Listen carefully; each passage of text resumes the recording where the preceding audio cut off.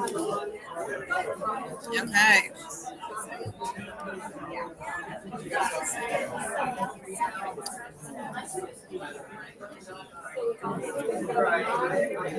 I got us up live. Okay, if you want to pull up that, starting soon. Perfect. And then when the actual event,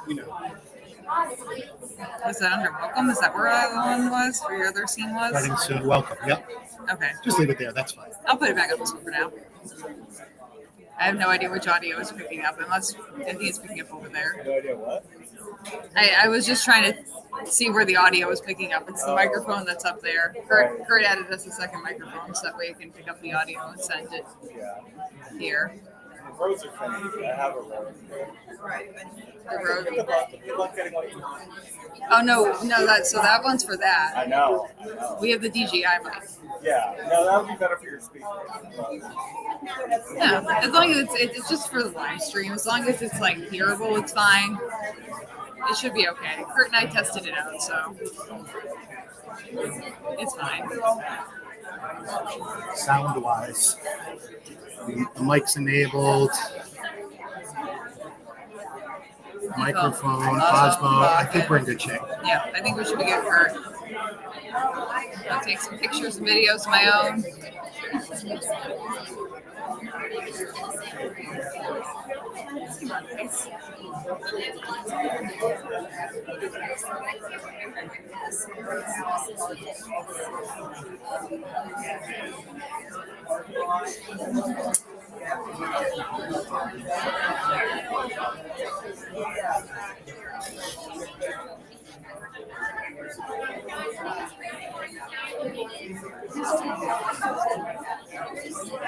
Hello, Ellie. You need a seat, Tyler? These are open.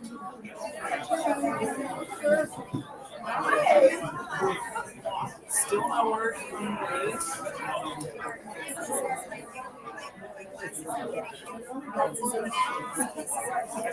We still have like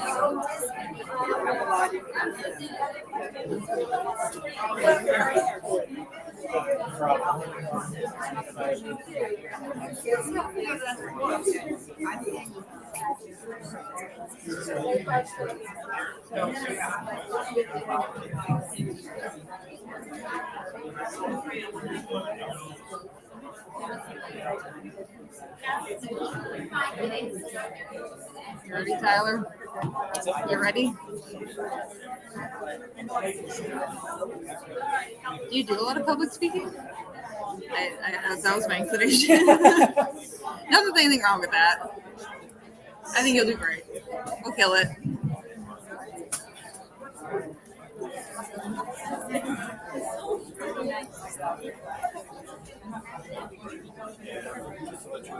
I'm also going to give Liz a call at her cell number, so. To find out if she. Yeah, exactly. Oh, sounds good. Okay.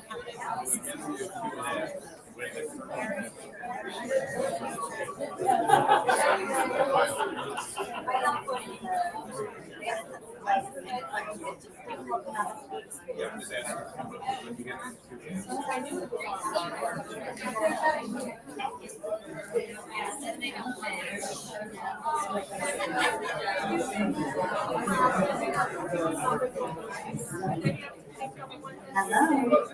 I think we're about to begin. Oh, and I see so many wonderful friends of Farming Falmouth and so many new faces as well.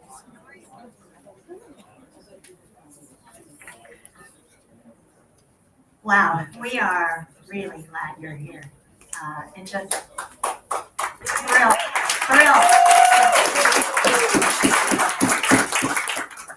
I am Ellie Costa. I have the honor to be the president of the board of Farming Falmouth. I do consider this a great honor. We are on a mission to build a stronger local food system. And we want to see a food system that is good for the personal health of everybody in our town, good for the community, because there's a lot of community that happens in an agricultural food system, and good for the planet. food system assessment is the culmination of 4 years of work. Our board member, Tyler Barron, spent 2 years researching, and you'll find out about that later, and another 2 years writing. We're also going to welcome Jessica Wilson. You'll learn more about her, who is was an invaluable editor and somebody experienced with this kind of a project. We are going to be live streaming, we are live streaming. Am I in the right spot? Yeah, you're in a Okay, good spot. okay. We got you filmed out. You're framed well, Ellie. All right, I'm an old person. I'm not sure how these things work. So we are live streaming. So for all of you out there in cyberspace, please participate with your comments or however y'all do that, because I really don't know. They can comment.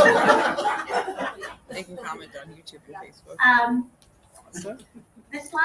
This slide here gives you a little bit of a peek, just a peek, and an indication of the breadth and scope of our projects.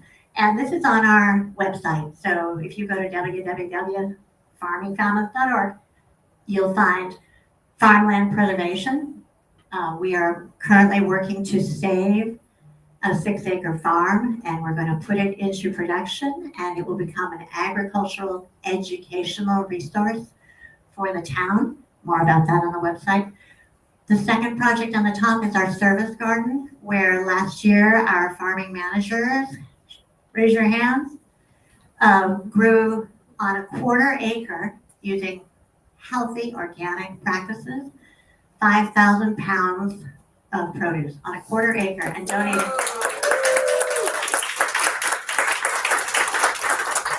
and donated all of it to the Falmouth Service Center. And even the best part is that there is a community of volunteers that have coalesced around that project. It's just a beautiful group of people who really care about growing food for others. We have a community orchard on Andrews Farm. Thank you, Jeff Andrews, for allowing the service garden, the community orchard, as well as a community garden. We have we've sponsored 3 community gardens in the town. We do educational workshops. We call the series Growing Together. And the first one was Saturday, very well attended. And we have a program for gleaning, which means one of our board members noticed that there was food getting plowed under on a local farm because the farmer, an excellent farmer, wasn't going to take that food to market. So she organizes a team of gleaners in the summer to go over to Pariah Dog Farm and gather up that food and take that food to the Falmouth Service Center. I probably have talked enough about this. You can find out more on the website. We're in a partnership with the Falmouth Public Schools right now, a committee that is planning goals to bring scratch cooking back into the schools, and also to expand a really good, robust food literacy program. So there's a curriculum, and children learn that milk doesn't come from the store, and carrots grow in the ground. So you see the food system assessment. And finally, Share Your Bounty is a program at the farmers market, where if you're a home gardener, you can bring your surplus and we'll collect it there and we'll take that to the Falmouth Service Center. So enough about all that. Let's get on with our program. I would like to introduce Senator Dylan Fernandez.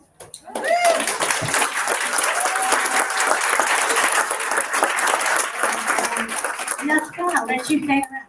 Yeah. All right. Thank you. Well, it's amazing to see so many people show up to support farming in Falmouth and support sustainable agriculture here. I wouldn't be here unless there was farming in Falmouth. My great parents came here to farm strawberries. These look delicious, and we're farming off of Davisville. So if it wasn't for farming in Falmouth, I would not be here today. There's a lot we need to do to support sustainable agriculture, grow agriculture here in Massachusetts. And I just want to pop in briefly today for some good news in that we just got committee assignments. So I'll be chairing the Committee on Agriculture and Fisheries. And so really excited, we've been a long time supporter of Farming Falmouth, but really excited in this new role to play more of a leadership role and really elevating the incredible work that's going on in this community with this organization. It's really remarkable. And, you know, working on a couple other committees, going to be vice chairing the Committee on Environment and Natural Resources, which is pertains to this, and then also vice chairing the Committee on Cannabis. There's actually Massachusetts' #1 farming crop, and so in terms of how lucrative it is, and that's taken over from the cranberry industry. That their title there, but of course, #2, cranberry is huge in our region as well. So there's a lot to do. There's a lot changing in this space too. And, you know, we have legislation out there. There's a lot of good bills out there. We have legislation around a vulnerability, climate vulnerability program for agriculture and fisheries, grant program to help the industry, you know, be resilient and adapt to with the changing nature of this world. And a lot's changing pretty rapidly. So just wanted to stop by, say hi. Thank you for your incredible work here, and looking forward to partnering with Falmouth, Farming Falmouth in this new role in the Senate. So thank you guys.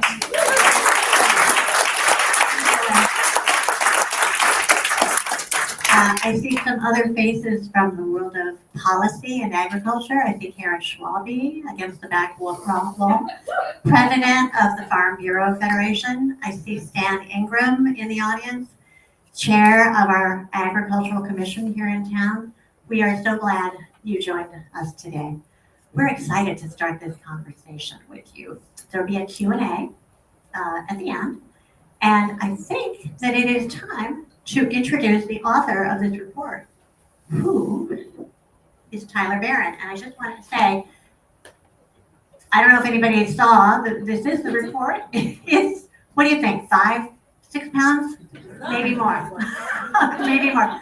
There's a lot of information in here, and it doesn't read like a novel. We hope that it is a tool. We see this as a tool that we can all use to begin to understand our food system and think about the changes we'd like to make. So please, Tyler Barron, you are a board member. You are a Falmouth native. Sorry, I'm falling apart here. You are a Falmouth native, and you got your BS from UMass Amherst. Sorry, I got a little nervous there. I'm going to use my notes a little. I don't want to mess up the bios. Yeah, so Falmouth got his BS from UMass Amherst in sustainable food and farming. And Tyler has worked on farms and in farmers markets all the way from Western Mass to Martha's Vineyard. He's worn many hats in Falmouth as he grew up here, from composter to carpenter. As a board member of Farming Falmouth, Tyler has led a mushroom cultivation project and the pawpaw growth project. Both of those are on Tony Andrews' farm. In fall 2024, he began his master's in city planning at MIT. So give it up for Tyler.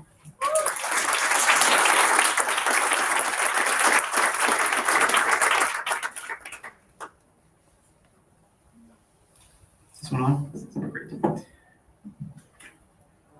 Thank you, Ellie, for that introduction. And thank you all for being here. So, the Falmouth Food System Assessment. In speaking with you all today, it's my hope to give you a sense of why this question matters and how it can be answered. What's your vision of Falmouth's food system? The Falmouth Food System Assessment is my attempt to answer this question. Hello, much better. Is my attempt to answer this question. It's my attempt to tell a story of Falmouth through its food system, and in doing so, provide a vision for how we might support and benefit from a stronger food system. In order to answer this question for myself, I had to get a sense of what makes up Falmouth's food system. And after 4 years of working on this project, I think I finally have an answer. So before digging in, I'd like to first offer a definition of the food system in case this idea is new to you. In short, the food system can be defined as the journey of food from its point of origin, like farms and fisheries, to one's dinner plate and all of the steps in between. It includes elements like food production, processing, distribution, marketing and retail, consumption, so places where you eat that food, and waste recovery. So why does the food system matter? Why try to tell a story of Falmouth's food system? Why write 70,000 words about Falmouth's food system and take 4 years to work on a project like this? Oh no. Load. It doesn't want to load. Anyway, there would be an image there. So first of all, I think the food system matters because food brings people together. I'd say now is a pretty great time for people to be coming together and bridging divides, and I think food is a great opportunity to be doing that. Secondly, through my experience in the food system, I've come to deeply appreciate my connection to the land. The land beneath our feet is a precious resource, and I believe that future generations of people in Falmouth deserve the right to taste food from its soil. Thirdly, the food system matters because a strong food system can be a basis for public health by ensuring people have access to healthy, nutritious food. Our food system can also be a source of social capital, as local farms are often hubs of culture, tradition, and education. From an ecological perspective, a strong food system can help increase biodiversity as well as soil health. And from an economic perspective, a strong food system helps keep money in circulation in the local economy, and it provides greater transparency and accountability for consumers. I believe it's important to be thinking and talking about Falmouth's food system because it's something we are all part of, and therefore something that we all share in common. Lastly, I care about the community of Falmouth, and I believe that a stronger, more resilient, and sustainable food system would improve the lives of people here. So, what is Falmouth's food system? Falmouth's food system can largely be broken up into 3 categories. First being people, the second being policy, and the third being place. Each category has a different set of challenges and strengths, and I'm going to take you through some of the highlights from each of those categories. So here are some of the findings from the food system assessment. In order to answer the question of what people were thinking, what people were saying, it required to ask them questions. And so long as you're consuming food, so long as you're helping to distribute it, grow it, if you're part of the service industry, you are part of the food system. So this work began by asking people in the food system these questions. The local data collection process that took about 2 years, and this was the first of its kind on Cape Cod, involved 6 different input sessions with 3 different stakeholder groups. It included a general public survey called the Falmouth Food Survey that got 473 responses, and included a survey for local growers and producers. So from working with growers and producers, I encountered a range of interests and concerns. I learned that one of the greatest challenges they face to operating and expanding their business was access to food system infrastructure. I learned that they are seeking more professional development opportunities to remain profitable. And it also became clear that growers and producers believe that Falmouth should preserve its prime agricultural soils and that it should prioritize local food production. That may come as no surprise. So I also talked to people who are eating food.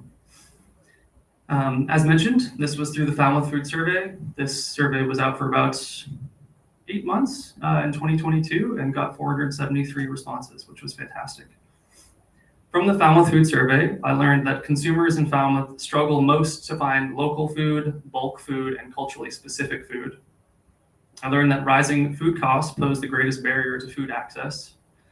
And I learned that key threats people see facing the food system in Falmouth is supply chain disruption, local development, and loss of farmland.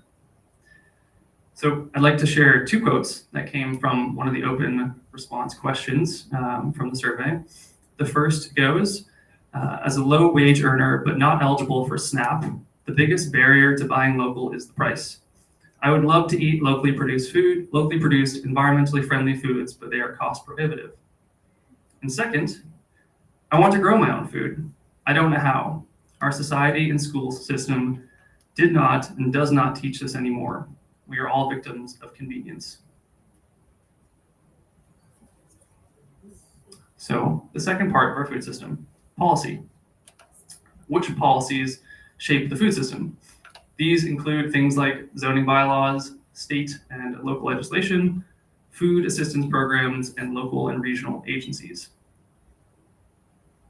One of these policies that I would like to highlight for this presentation is SNAP.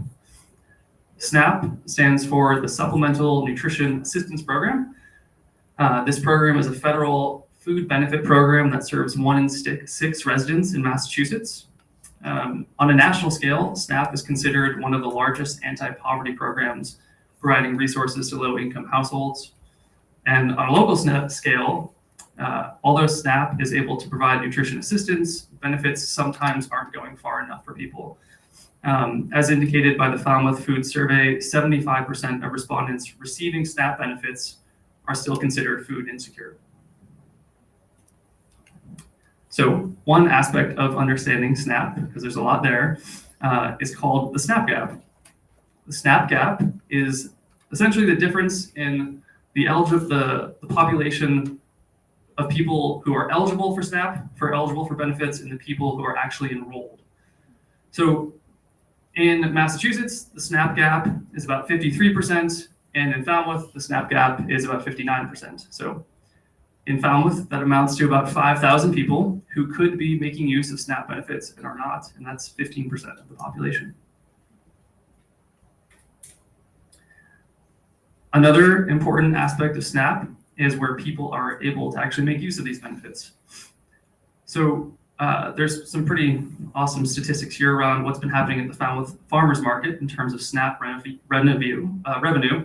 So between 2018 and 2023, revenue at the Falmouth Farmers Market for SNAP benefits went from about $600 to about $10,000, which reflects about a 16-fold increase, which is remarkable for that period of time.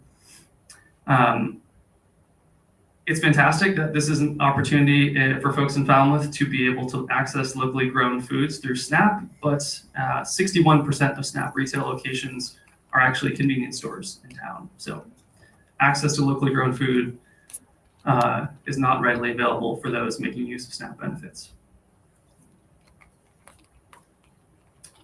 So the third aspect of Falmouth's food system. This can include place. This looks into where Falmouth's food system is rooted. We have a strong agricultural history, as Dylan mentioned. We have public and private farms. We have an abundance of prime agricultural land, and we also have miles of coastline.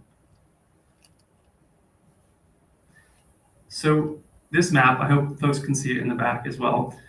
This is a map of Cape Cod's prime agricultural soils. If that term is new for you, prime agricultural soils are essentially a classification of soils by the state of Massachusetts that are ideal for growing food. Falmouth has an abundance of prime agricultural soils. Out of the nearly 52,000 acres of prime agricultural soils on the Cape, Falmouth has 10,000 of those acres, which amounts to 20%. This stands to be a fantastic resource for those looking to grow food in town.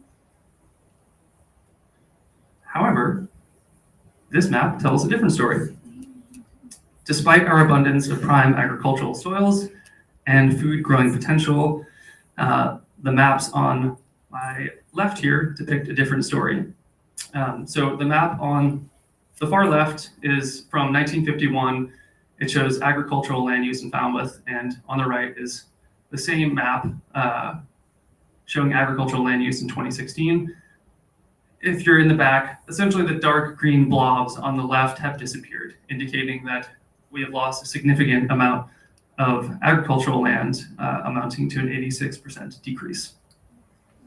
The current state of agriculture in Falmouth is paired with the fact that the American Farmland Trust projects a loss of an additional 1,000 acres of agricultural land on Cape Cod by 2040.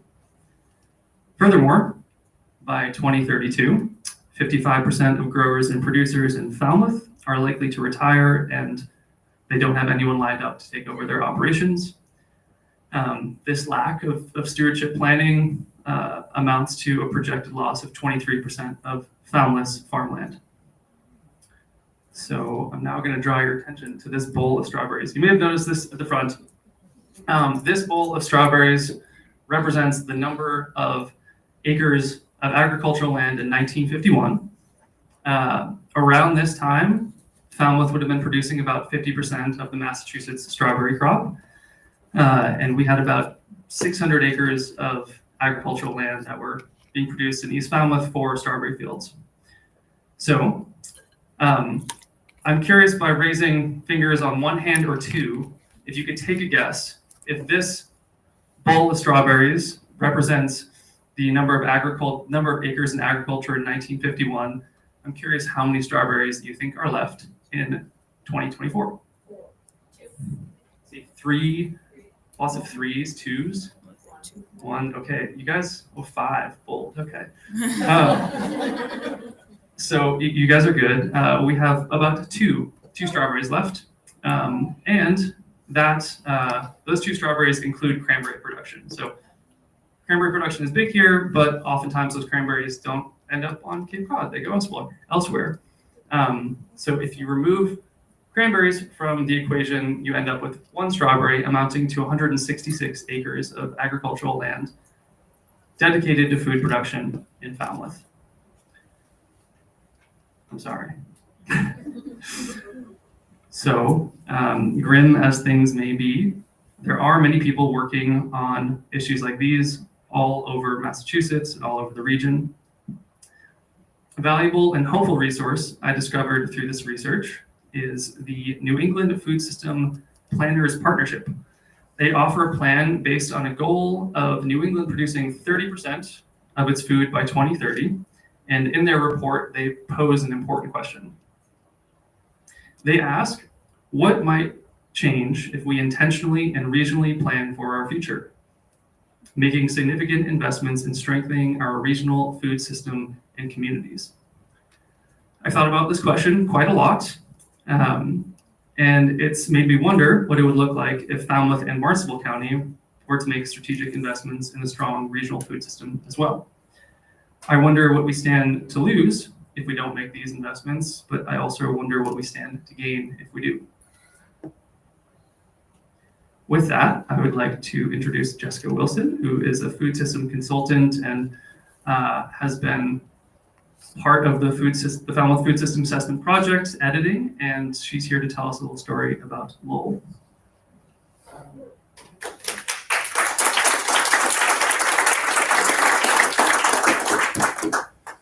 Thank you so much, Tyler. And thank you all for being here. I love seeing a room that's like fit to bursting of people that are interested in talking about food and agriculture. It's a really cool thing. So I worked for 12 years with an organization called Mill City Grows. I come from a land far away north of Boston called Lowell. Traveled all the way here today to see you. And so we started this organization in 2012. And there was a question of, what is going on with the food system here in Lowell? How can we understand what it is that people are really looking for so that when we create something here, it's actually going to respond to the needs of the people here? And so we embarked on what Tyler has just done here in Falmouth. We did a community food assessment, and it was finished in 2013. And what we found from that data that we gathered, and we talked to everybody in the community, was that 1 in 4 people in Lowell reported that they were food insecure. And this is a community of over 100,000 folks. Of those people, they reported to us, now Lowell is a gateway city. There are over 50 languages spoken in the city, so people come from all over the world. And what they told us was that the thing that was most unaffordable and that they wanted most for their families was fresh produce. Many of them had experience growing in their home countries, and that they really wanted access to that culturally connected food, that food that reminds them of home, the food that they know how to prepare for their families, the food that's so tied to who they are and their ancestry. And so we thought long and hard about how we would work with the community, knowing this data, and what kind of programming would really answer these needs and these desires of the community. So this is over a decade, so taking a long view of what happened after this community food assessment. But in that decade, we were able to establish 22 community and school gardens, which is no small feat in an urban environment where there's no open space. We opened 4 acres of urban farmland on a piece of land that was conserved in the city and owned by the city. We created a mobile market that traveled throughout the city, 7 different locations a week. And we also opened a CSA that served low-income families. And the last thing that we did was we established an education program so that there were, at those school gardens that we helped the school system to create, there was food education happening in at least 4 schools every year, so that they could make use of these gardens through the rest of the year and integrate them into all of the work that they did there. So then about 10 years later, after the COVID pandemic, we said, what has changed? The world has changed quite a bit. We've done an awful lot of work. So what has changed in our food system and what is the data telling us? We went back to our community and we did a second community food assessment. And what we learned was that food insecurity had gone down, not enough, but a little bit. That because we had started this conversation about urban agriculture and local food, people were actually interested in growing. They were interested in cooking more at home, and they were interested in creating more of a food culture in their family, in their church community, in their schools. And the last thing that we learned was that people were looking to grow more locally. There were a lot of growers in our community who wanted space that they knew was going to be secure for them to keep growing their business. And they wanted to share infrastructure with each other. And so we started a number of initiatives after that. And these are all currently in process. So this report came out in 2022. And it's on the millcitygrows.org website if you want to take a look at it. It's just as long as this, so it'll be a real nice evening of reading for you.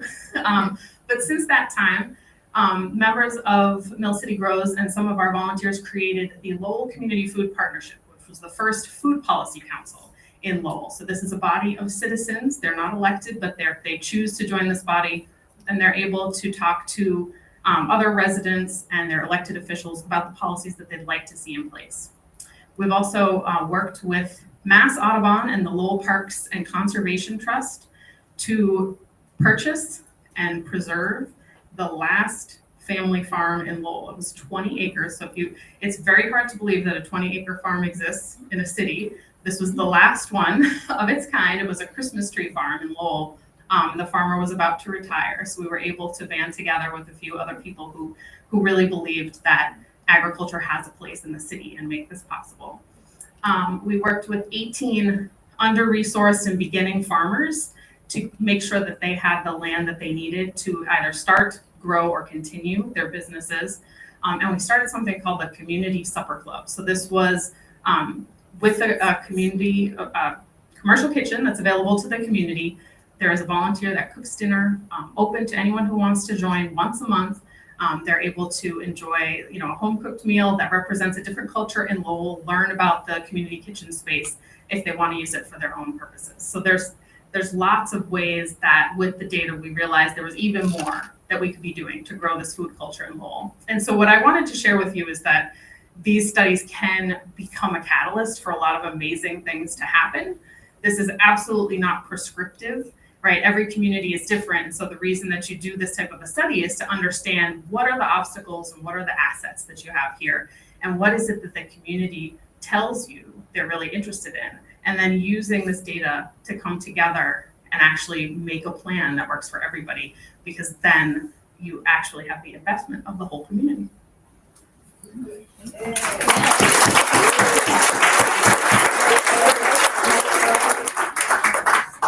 Thank you, Jessica. It's important to remember that change is possible, and it's fantastic to hear the work that's going on in Lowell. However, bringing us back to Falmouth, because that's where we are, I'm concerned with some of these questions. How do we support farmers, consumers, and communities here? How are we supporting the people of Falmouth's food system? What structural changes are needed for our food system? What policies can we use to make those changes? And how do we protect and enhance local food resources? How are we protecting the place where our food system is located? So I have some key recommendations for everyone. My vision of Falmouth's food system, going back to this question of what is your vision of Falmouth's food system, my vision is one that includes lots more strawberries, but it's also one that addresses these 5 recommendations.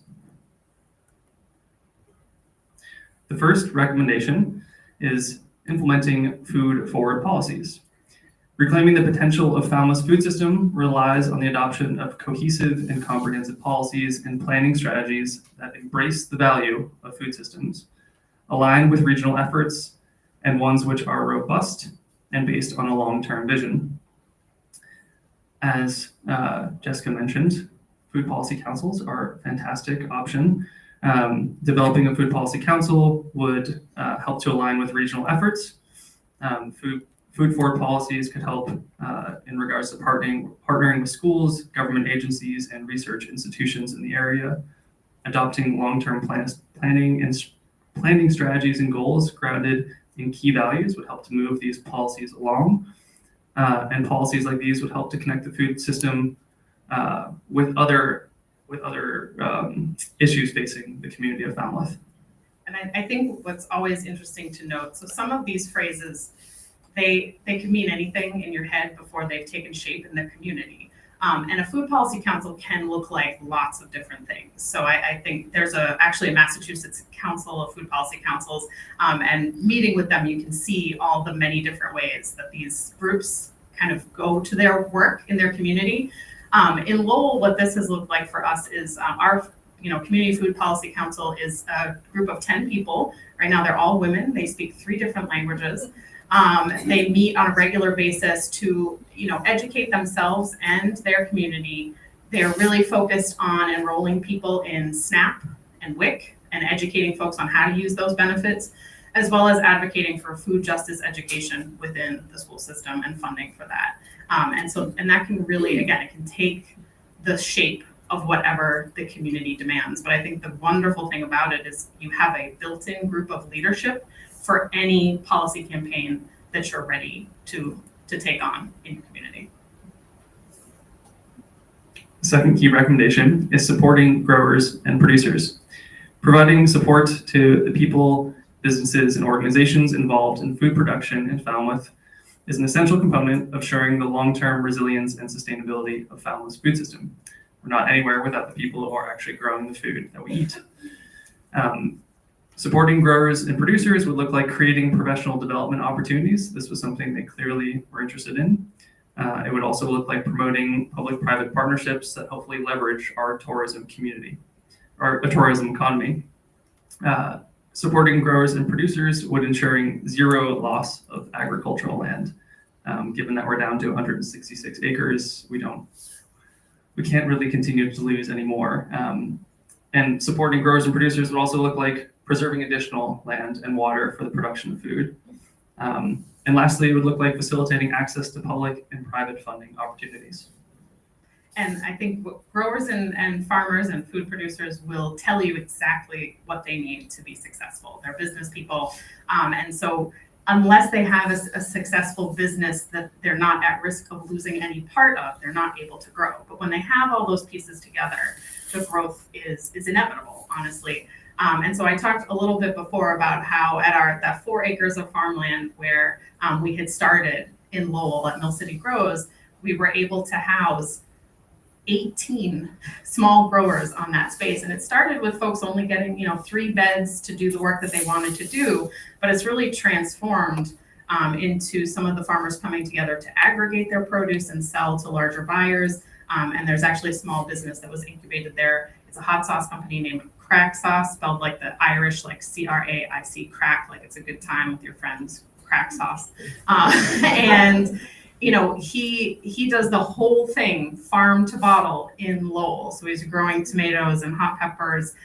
He's mashing and fermenting everything in a kitchen in Lowell and then producing it for people to buy. And he has become so successful. He's hiring farmers, he's hiring retailers. He expanded into a space where you can go and taste the sauce. And it's been amazing for the farming community, and it's an economic investment, and it's something that Lowell is now known for. So I think when you listen to the farmers, and you can help them work together with what they need, the growth is incredible. The third recommendation is investing in local food supply chains. Investment in food supply chains can spark and sustain economic growth by supporting the livelihood of farmers, as Jessica mentioned, but it can also support people who are involved in processing, distribution, retailing, and people who are involved in the restaurant industry. Furthermore, a well-planned and supported food supply chain can enhance resilience by making the community and region less reliant on resources that are trucked or flown in, and less susceptible to external shocks such as natural disasters or supply chain disruptions. So, investing in local food supply chains in Falmouth might look like developing shared infrastructure. Again, this was something that the growers and producers were very clear about. And this shared infrastructure would also help other folks in the food system. It would also look like facilitating and establishing connections within the local and regional food system, broadening our horizon to make sure that we're working with other people doing similar work.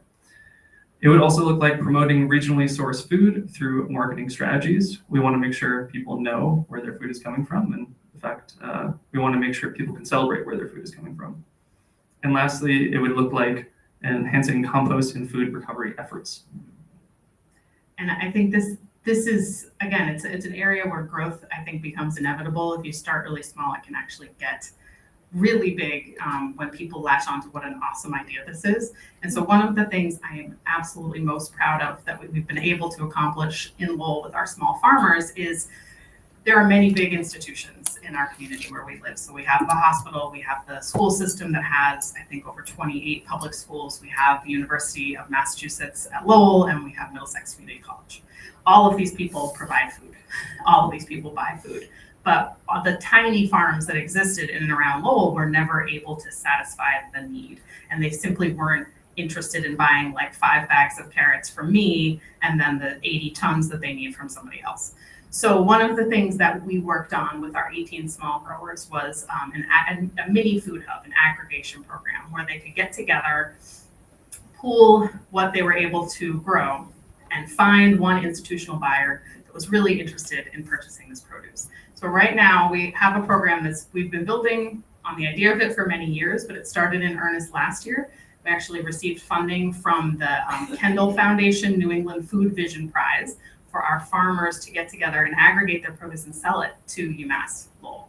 And so this has been a huge step for the university in terms of their sustainability vision, but also for these 18 small farmers who now have guaranteed income for the year. So they were able to do their planning this year in a way that they've never been able to before, knowing that all of the produce they grow is going to be purchased.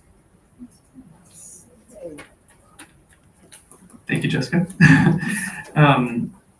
So the fourth recommendation is ensuring equitable access to food. Ensuring that everyone in Falmouth has an opportunity to be as healthy as possible will require a set of concerted and strategic interventions that establish preferential options for those who are most in need. Steps towards improving equitable access includes increasing SNAP enrollment, that means minimizing the SNAP gap, and also increasing access to SNAP retail locations that sell locally produced food. This would also look like ensuring equitable access to food would look like building upon our current strengths, which means building upon places like the Falmouth Farmers Market. As mentioned, it would look like increasing access to SNAP benefits. And lastly, it would look like expanding access to local food options on all levels, making sure that no matter where you are, you can have access to local food. And I think access to food isn't just purchasing it too. So making sure that those community gardens that you're sponsoring are also in neighborhoods where they're really accessible to folks who are low income is a really incredibly big move to do. I love that you have the farmers market here and how much growth you've seen over the years in terms of SNAP sales. Investing in that outreach to SNAP customers and WIC customers who get farmers market coupons is so incredible. So in Lowell, we've invested in that marketing research for over 12 years. Our first year doing this work and opening the markets up to SNAP customers, I think we did a total of $7,000 in sales. Less than 20% of that was SNAP customers. Last year, our sales were over $100,000, and over 70% of those sales were customers who use SNAP, the HIP, and WIC. Yes. It's amazing. And so I think if anybody ever tells you that there is not economic priority in serving low-income customers, that is absolutely false. There is a big market here, and I think this is especially important in our state where we have the Healthy Incentive Program, which is part of SNAP, which has been supported, and through everyone in the legislature on a bipartisan plane. That is helping. The HIP program offers, if you have SNAP, your household can get $40 to $80 worth of fresh, locally grown produce every year, in addition to every month. In addition to your SNAP benefits, it's reimbursed right onto your SNAP card. And if people understand how to use this, they will use it because it's one of the most valuable things that people are looking for to add to their diet. And it's just been an incredible program for the economy of local growers and for the health of people here in Massachusetts. So the last recommendation is enhancing food education. A strong food system cannot be complete without food education as its foundation. As an informed and engaged food community is essential to making sure that people know where their food is coming from and know how to make use of the resources that are around them.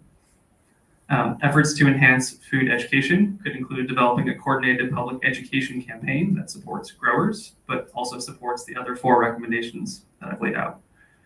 It would also look like continuing to expand food system education in the Falmouth Public Schools. There's some great work there being done already. The Food Justice Initiative is a fantastic program, and we need to continue supporting programs like this. And lastly, it would look like creating educational programming to help consumers save money, grow their own food, and learn about nutrition. These 3 items were ones that consumers were very clear about needing support with. And it means that we can very directly impact people's lives here by meeting those needs.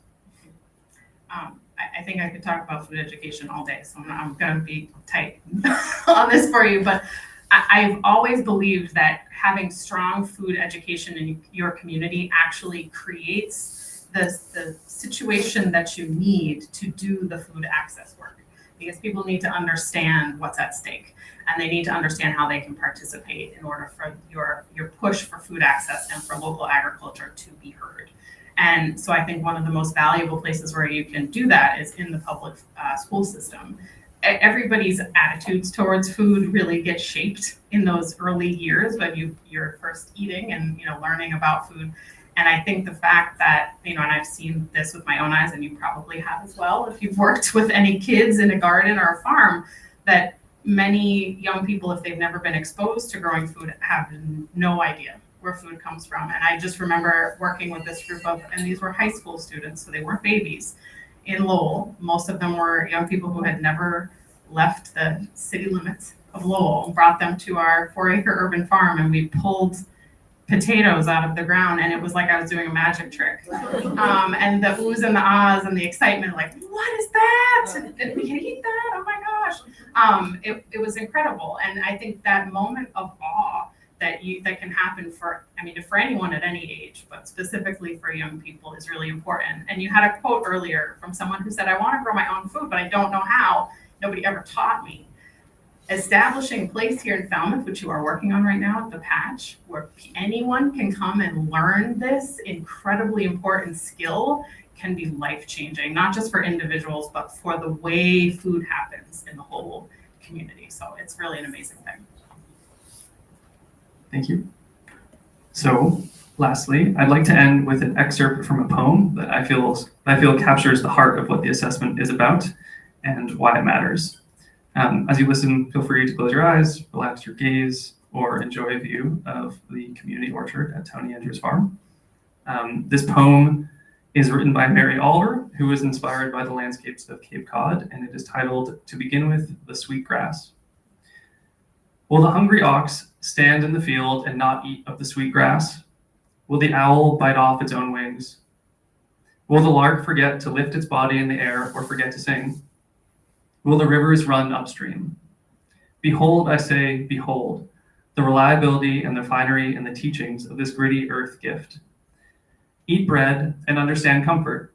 Drink water and understand delight. Visit the garden where the scarlet trumpets are opening their bodies for the hummingbirds, who are drinking the sweetness, who are thrillingly gluttonous. The witchery of living is my whole conversation with you, my darlings, and all I can tell you is what I know. Look and look again. This world is not just a little thrill for the eyes.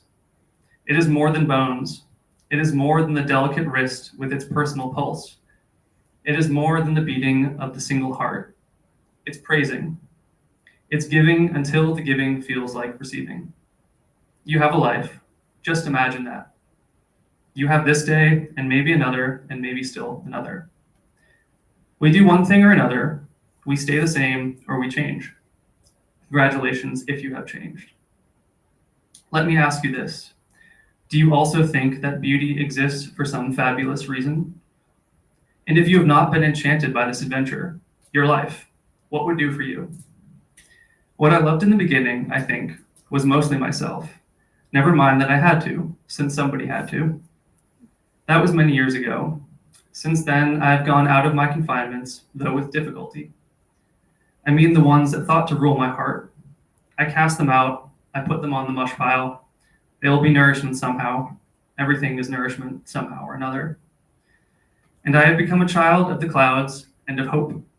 I have become the friend of the enemy, whoever that is.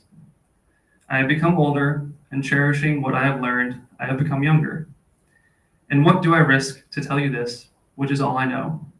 Love yourself, then forget it, then love the world. I believe we have an immense opportunity to love the world and to love Falmouth by strengthening the food system, and I hope you all can join in bringing about this vision of change. Thank you.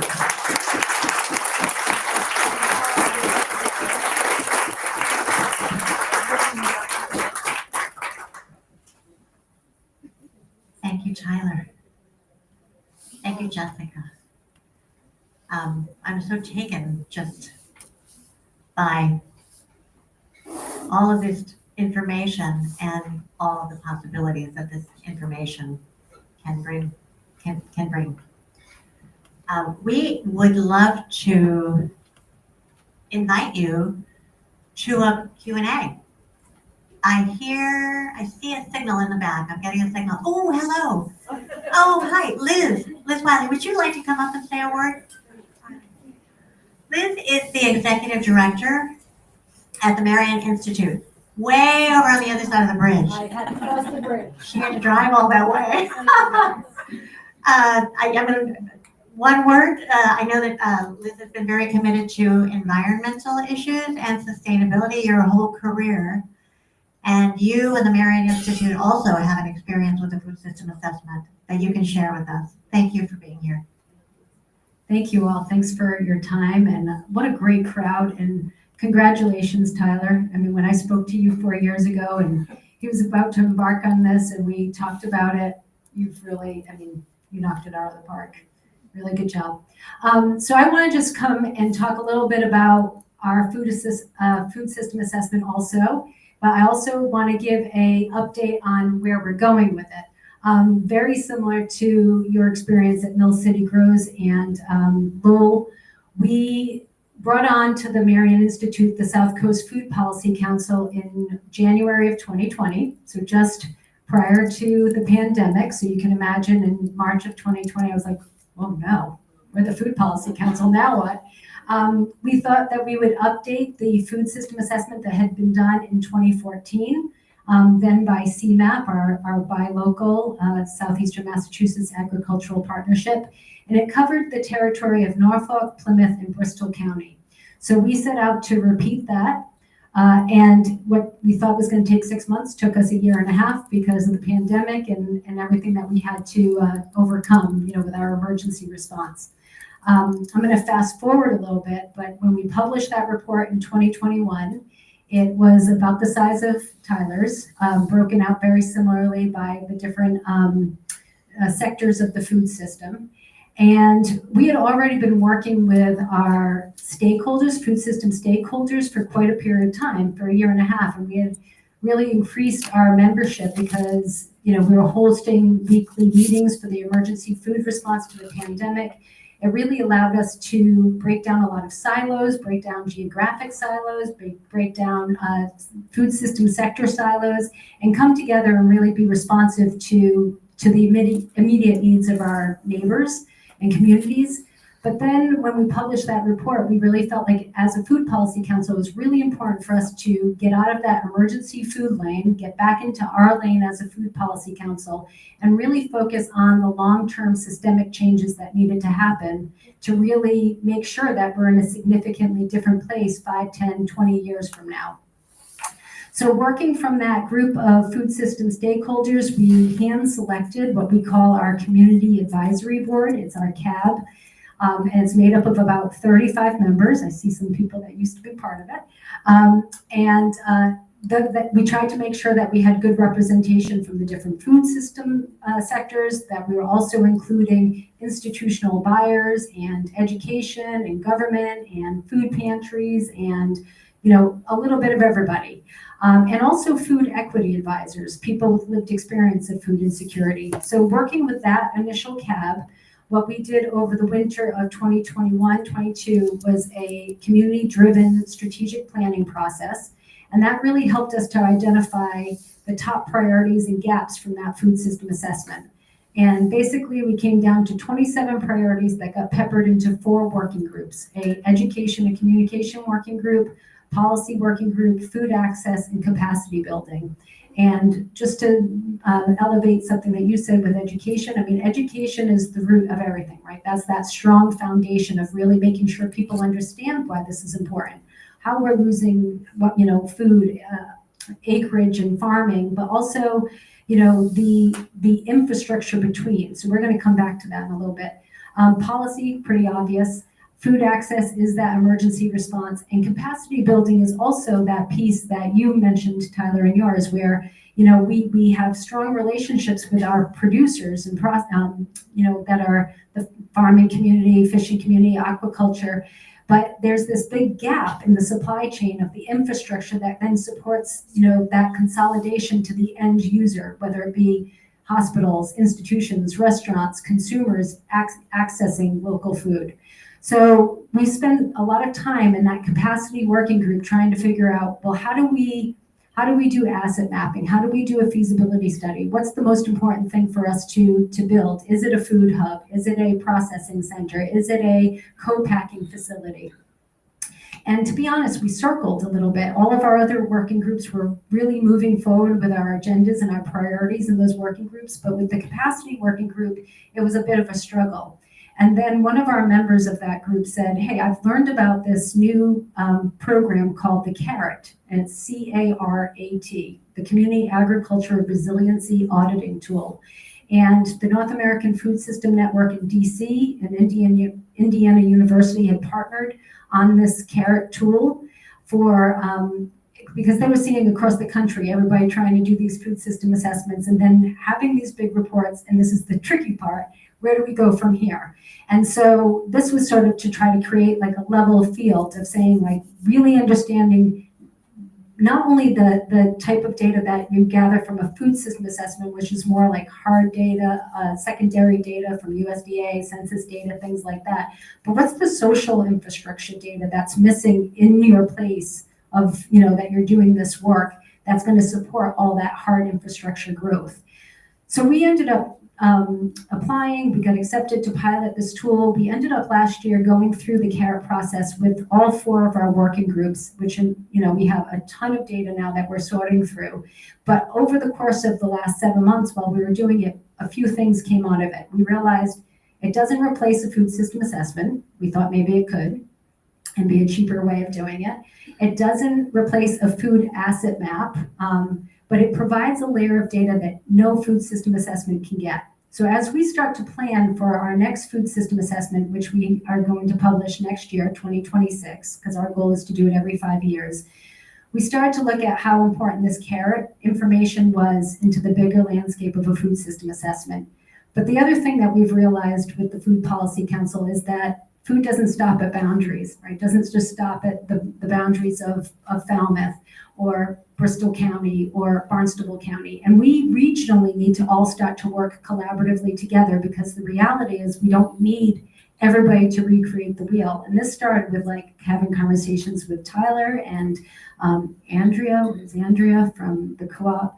and different people around in different counties saying, hey, we want to figure out how to start a food policy council. We want to start a grow education farm to school program. We want to, do all these things. We started a farm to food relief that came out of our assessment, and a gleaning program, lots of things.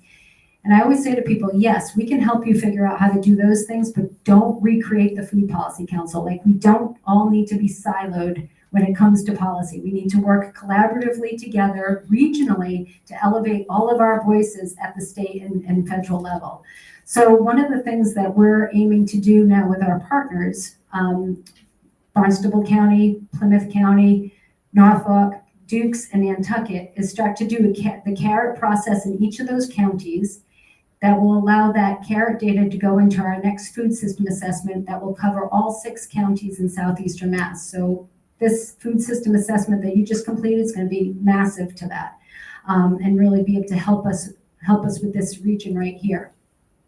But that is going to give us a shared language. It's going to give us the ability to work collaboratively together. It's going to form these community advisory boards in all these different counties, and hopefully allow us to become a food policy council that represents southeastern Mass versus just the South Coast, and really be able to lead to that collective change that was so well outlined in your report, with shared resources and where we're going. And I'm happy to answer any questions or just turn the mics back over to you.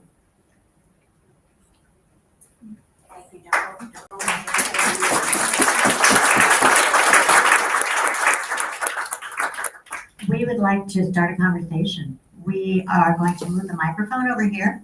And if you have a question or something you'd just like to share, we would love to have you come up and do that. And I think it would be just fantastic if Liz and Tyler and Jessica stay here to participate in that. Okay, I'm gonna let you hold it.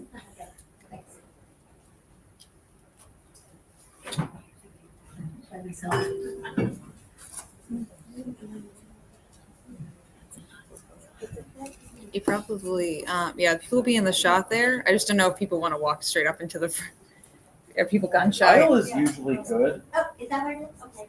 I mean, just in terms of use of access. All right. Yeah, At least at conferences, that's what we do. yeah. I think it's more important to get the answer and the question from over the microphone. Yeah, Kurt's got the other camera as well too. Fantastic. Whatever way, if you don't like mics, just shout out your idea. Yeah. No.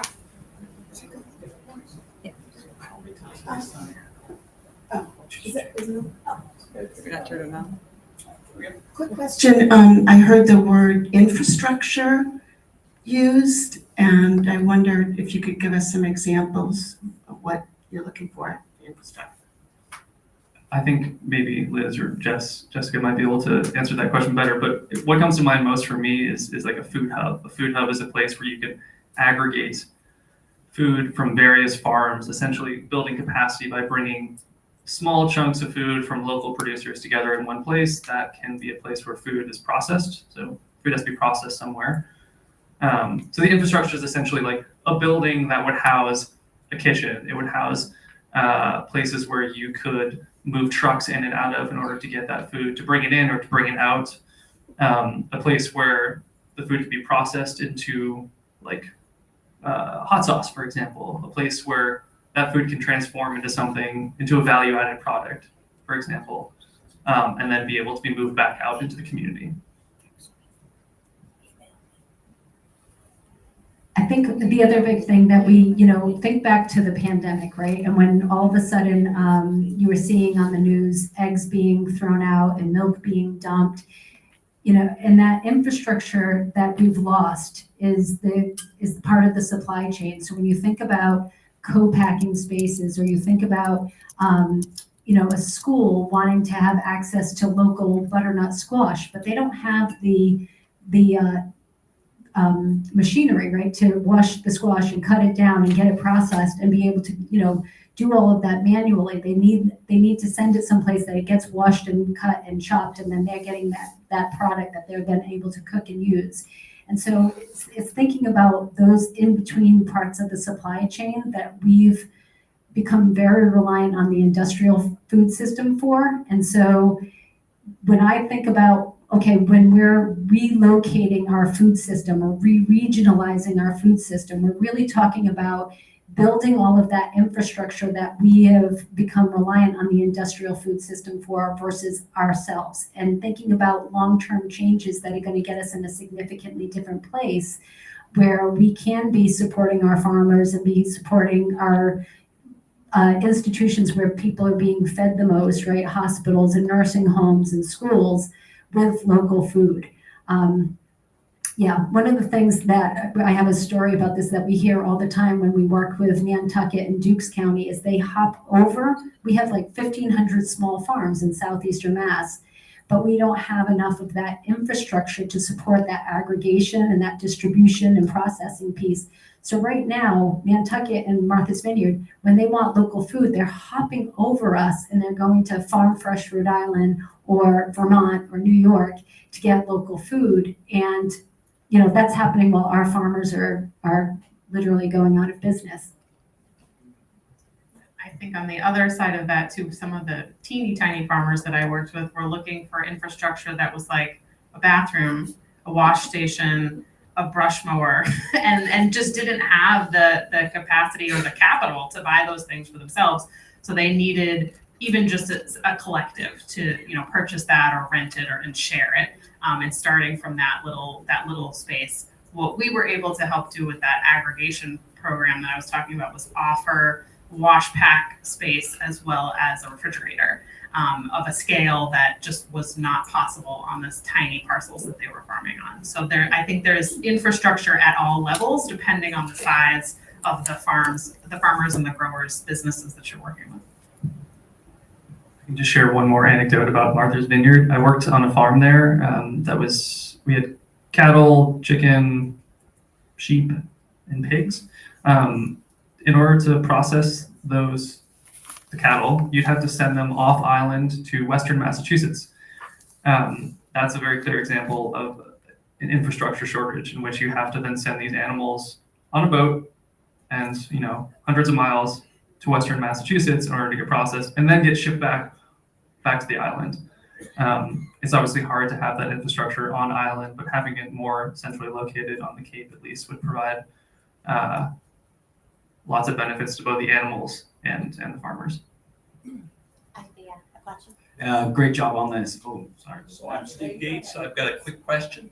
Of anybody up here, how are you dealing with this conjunction between helping people who are food insecure and people who are asking you for culturally specific foods? Okay, maybe particularly the Lowell experience might be particularly interesting. Think about that for a second. So I think in a lot of cases in Lowell, this question is one and the same. So folks that are, you know, that because there's such a diverse population in our community that everyone from every culture, there are some folks who are using food benefits. What we did to make this a possibility was figure out what we could grow really well that the community was asking us for, and then looking to other people who were experts in growing things that we didn't know about to make sure that those products were in all the places where people were buying local produce.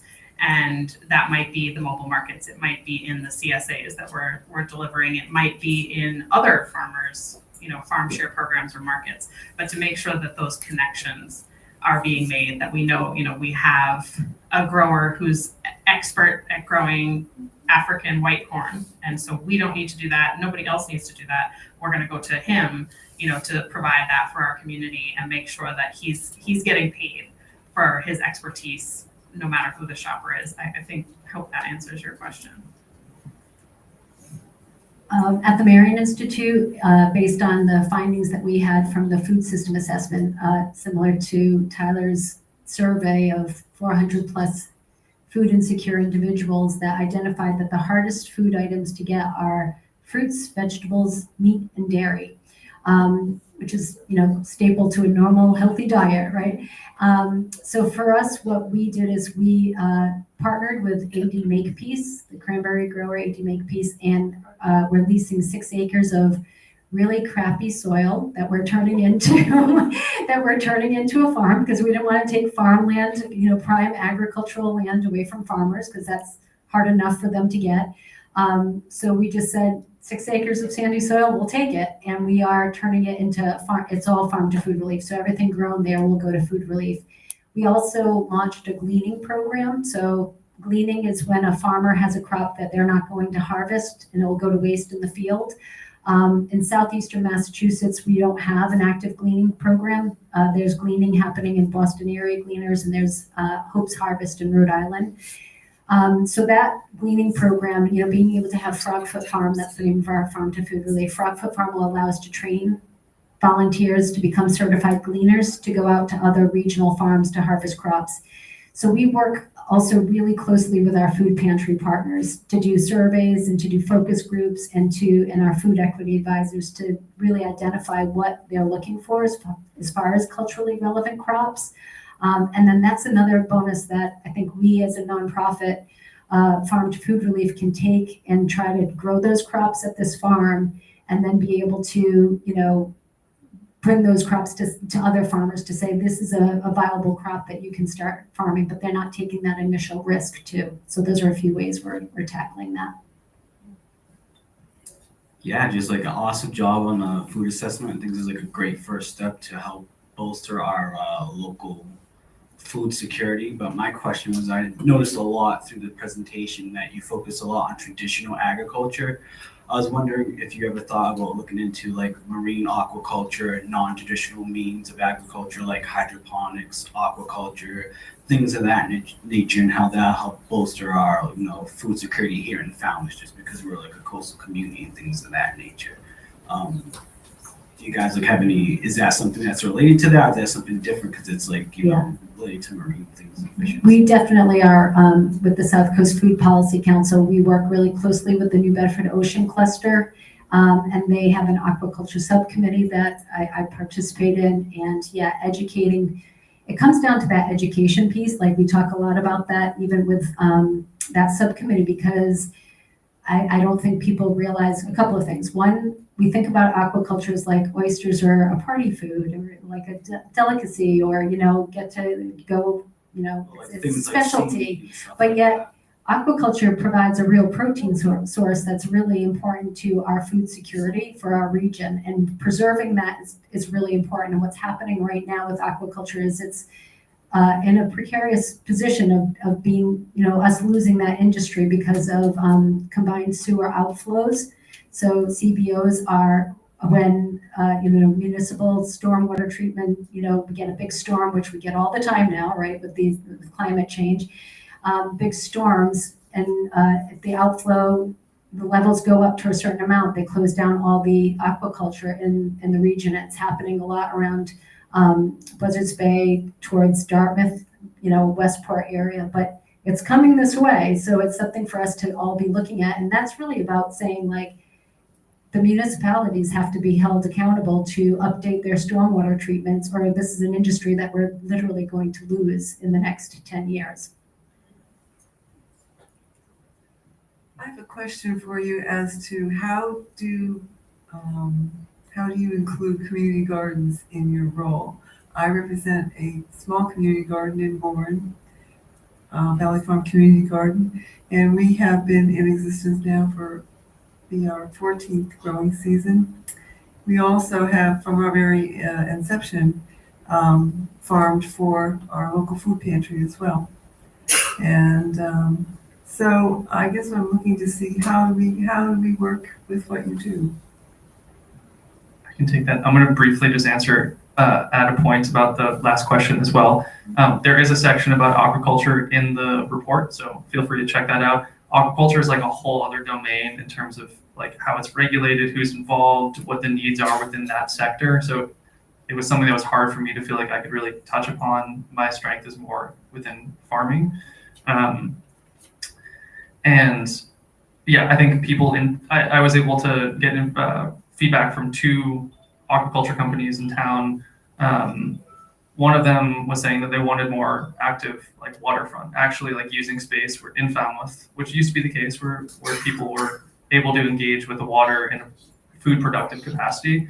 And then people are also saying that they were concerned about runoff from shoreside homes and from also recreation. So similar like infrastructure and environment issue in which the like runoff from nitrogen, particularly like septic fields, ends up leaching into the water, and there are impacts that are like I think different in regards to the natural environment for aquaculture. So I appreciate the question. It's like a trickier one to answer, but I do touch on it in the report. Cool. Community gardens. So Farming Falmouth is a fiscal sponsor for community gardens here. We have 3 community gardens that we're working with. There's committees that operate those different gardens. I think community gardens are great. I think there's also ways to expand that as well through like business gardens, faith gardens, gardens at any sort of like cultural institution, like expanding access wherever you can. I think community gardens are awesome as well because they provide a community. They provide a place where people can go. There's shared resources. You don't have to bring your own shovel. It's there. And as far as I'm aware, I think we're at capacity. Someone might be able to answer this question better, but I think we're at capacity for all of the community gardens in Falmouth. So there's definitely a need to keep expanding that. And the Peterson Farm Garden was the most recent expansion to that. But there's room for more growth. I think identifying where that can happen is an important next step. But also just, expanding where that could happen. It could take place. Yeah. I think another suggestion is that as we develop a community advisory board on the Cape for Barnstable County, we're looking for people to get involved in that. So obviously we want Farming Falmouth's representation there, but looking at people like you that own community gardens that want to have a voice on what's happening locally on a bigger regional scale.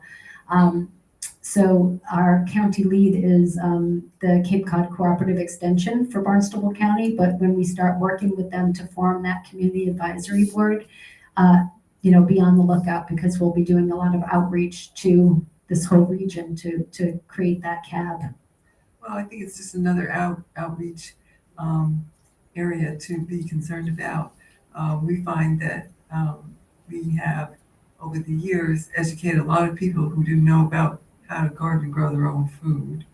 And we try to run our own small educational programs to educate people how to grow different things. But obviously, I think we need a bigger hand from regional groups to know how we can do it better in our own community. We have time for one more question. Thank you for the talk. I was wondering, I think the statistic was 55% of Falmouth farmers are looking by 2032 to retire and they don't have a continuation plan. I was wondering if there's something locally, some infrastructure or a group that helps with, connecting young enterprising farmers, potentially myself, with people who are looking to lease or sell their land to continue farming. Ellie.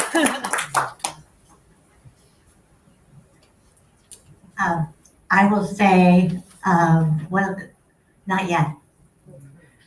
But we see that all across the country, all across our state, that succession is a big issue because the vast majority of our farmers are 65 and older.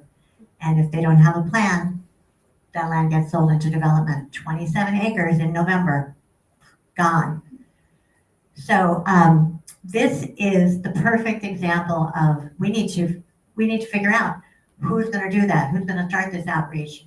We would love it if we can start having conversations with all of you in the town who are thinking about these things and put together groups that begin to do that outreach. So that the existence of the food assessment is really, it's the beginning.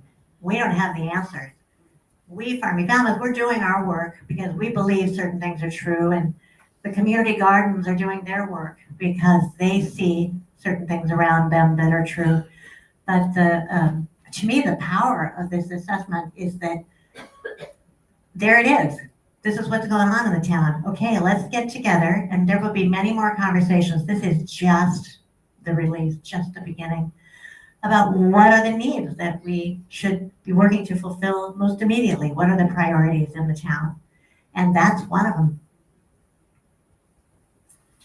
Thank you so much, all of you.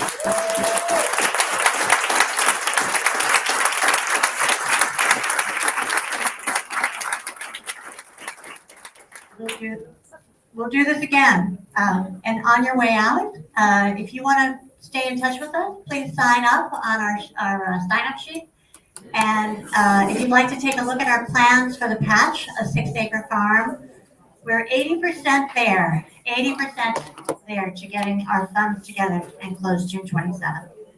Thank you all very much for being here. Also, very quickly, friends, I'm Julianne. I do the social media. If you would like to give your feedback to me for our social media, you'd like to be on a video, maybe tell me some thoughts and ideas you have after hearing this presentation. I'm going to be up here at the front and maybe milling around. So I'd love to get some reactions from you.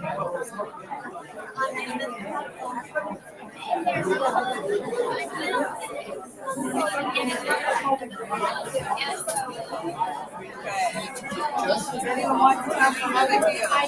No, maybe. Okay, good. Possibly.